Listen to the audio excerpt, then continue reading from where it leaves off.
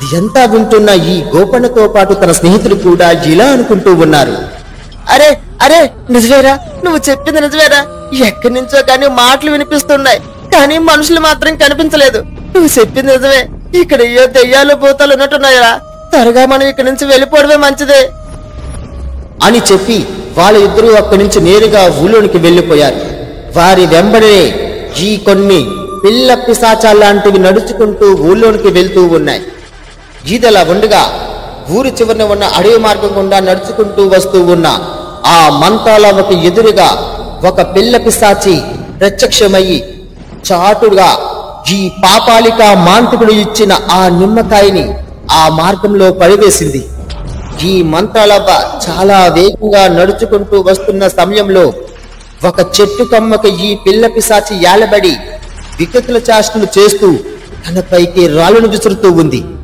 అది చూసుకుంటూ చాలా కోపావేశంతో రగిలిపోయిన ఈ మంత్రాలవ్వ కింద మార్గాన్ని చూడకుండా నడుచుకుంటూ నేరుగా ఆ పిల్ల పిశాచిపై మంత్రదండాన్ని ఎత్తింది. ఇందులో ఒక్కసారిగా ఈ మంత్రాలవ్వ ఆ పాపాలిక మాంత్రికుడు ఇచ్చిన ఆ నిమ్మకాయపై పాదం వేసింది. అంతే, వెంటనే ఈ యొక్క మంత్రాలవ్వ చుట్టూ ఏవో భయంకరమైన ఆత్మల్లాంటివి ప్రవేశించి శక్తిని తన వైపుకు వెదిలింపజేస్తూ ఉన్నాయి. అది ఎంతా గమనించిన ఈ పొట్టి దయ్యాలు అక్కడికి ప్రత్యక్షమయ్యి ఇలా అంటూ ఉన్నాయి. చిక్కింది చిక్కింది మంత్రాలవ్వ, మన చేతికి చిక్కింది మంత్రాలవ్వ. ఇక నీకు చింతకాయ పచ్చడ చేసి నిన్ను ఊరవతల పడేస్తాం. లేకపోతే మా వంశికలైన కొంతమంది నువ్వు భస్మం చేస్తావు కదా. భలే భలే, చిక్కింది చిక్కింది మంత్రాలవ్వ, చేతికి చిక్కింది మంత్రాలవ్వ అని భయంకరమైన గోల చేసుకుంటూ ఆ మంత్రాలవ చుట్టూ తిరుగుతూ ఉన్నాయి ఈ పిల్ల పిశాచాలు. అది ఎంతా గమనించిన మంత్రాలవ్వ కోపావేశంతో రగిలిపోయి ఆ ముందున అల్లరి చేస్తూ తిరుగుతూ ఉన్న ఆ పొట్టి పిశాచాలతో ఇలా అంటూ ఉంది.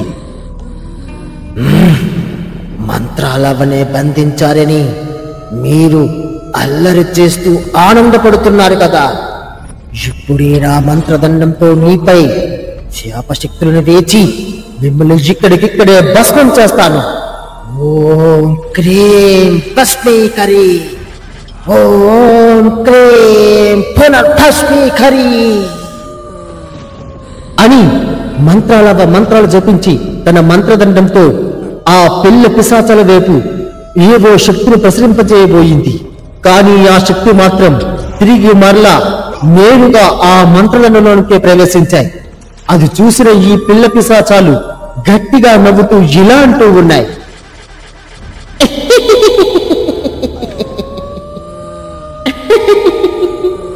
నువ్వు దగ్గర నిమ్మకాయ అంత శక్తివంతమైనదే ముసలి మంత్రాలవ్వా.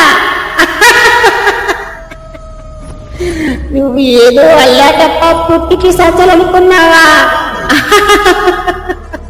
కాదువే కాదు, నీ చుట్టూ ఇప్పుడు అత్యంత శక్తివంతమైన మా పాపాలిక గురువు శక్తి మొత్తాన్ని నీ చుట్టూ కేంద్రీకరించాలి.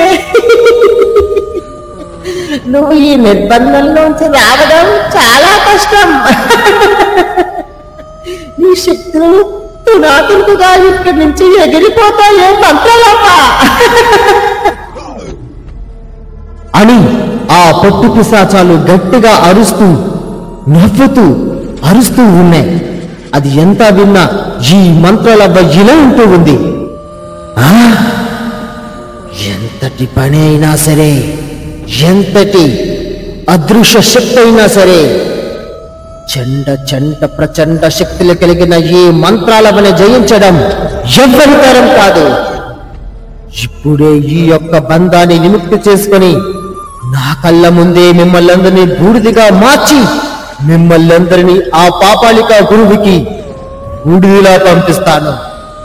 ఓ ఈ పాప శక్తత్వ, వెంటనే ఈ యొక్క పొట్టి పిశాచాలను ఇక్కడి నుంచి కట్టగా కట్టి అగ్నిలో కాల్చి బూడిదిగా మార్చి నా కళ్ళ ముందే పడవేయు. వెళ్ళు వెళ్ళు.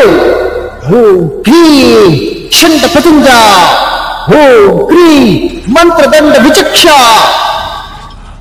అని చెప్పి ఈ మంత్రలవ తిరిగి మరలా ఆ మంత్రదండాన్ని ఆ యొక్క చుట్టూ ఉన్న పిల్ల పిశాచులపై ప్రయోగించింది. కానీ మంత్రాలవ మంత్రదండం నుంచి వచ్చిన ఏ ఒక్క శక్తి కూడా ఆమె చుట్టూ ఉన్న ఆ భయంకరమైన వలయం నుంచి బయటకు వెళ్ళలేదు.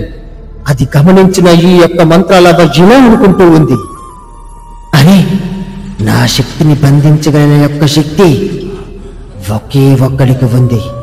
వాడు బ్రతకడం చాలా కష్టం. కానీ ఈ శక్తిని వీడికి ఎలా వచ్చింది? ఈ శక్తి ఉన్నంత వరకు నన్ను వీడు ఎలాగైనా సరే ఆపగలడు. వాడు చేసే వికృత చేష్టలు నేను ఆపలేకపోతున్నాను. ఎలా ఎలా ఈ వల నుంచి తప్పించుకుని ఊళ్ళో ప్రజలను కాపాడడం ఎలా అని మంత్రాలవ తనలో తాను చాలా ఆలోచిస్తూ ఉంది. ఈ పిల్ల పిశాచాలు మాత్రం మంత్రాలవ చుట్టూ తిరుగుతూ ఇలా అంటూ ఉన్నాయి,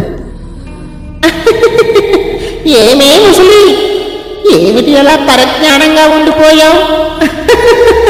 మంత్రాలు గుర్తుకు రావడం లేదా? లేదా నీ మంత్రదండం పనిచేయడం లేదా?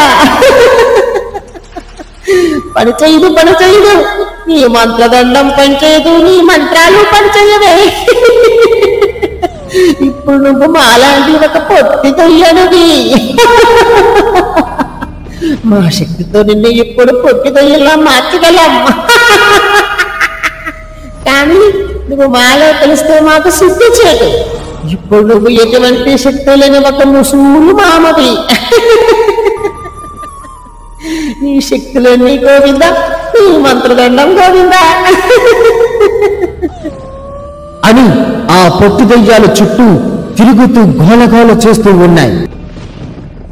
ఇదిలా ఉండగా ఈ ఊరు నడిమధ్యలో సరిగ్గా రాత్రి 10 గంటల సమయానికి కొన్ని పిల్ల పిశాచాలు నడుచుకుంటూ వెళ్లడం కొంతమంది చూశారు. అది చూసి కొందరు వ్యక్తులు ఇలా అంటూ ఉన్నారు, అరే దయ్యురా, ఒరే దయ్యురా, అదేదో పొట్టి దయ్యంలా ఉందిరా. అదిగో అదిగో చూడు, చెట్లు చోటు నుంచి నడుచుకుంటూ వెళ్తుందిరా. చూడరా చూడు, ఒరే గోపన్న చూడరా, దెయ్యాలరా దెయ్యాలరా అని ఒక వ్యక్తి తన స్నేహితుడితో చెబుతూ ఉన్నాడు.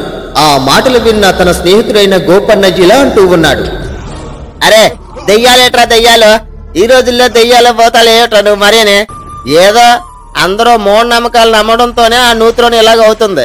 సరేలే, అసలు శాపం ఎందుకు వస్తుందో, మన ఊర్లో ఒక మాయదారి కిరణాలు ఎందుకు వస్తుందో తెలియక మళ్ళీ సత్తుంటే మళ్ళీ నువ్వు ఈ పొట్టు దెయ్యాలని ఒకటే ఎక్కడ చూపించావు అని ఆ వ్యక్తి చెప్పగా తన స్నేహితుడు ఇలా అంటూ ఉన్నాడు, అదిగోరా అదిగో అల్ల చెట్టు చాటున 2 పొట్టు దెయ్యాలను నడుచుకుంటూ నవ్వుకుంటూ వెళ్ళడం నేను కళ్ళారా చూశాను రా.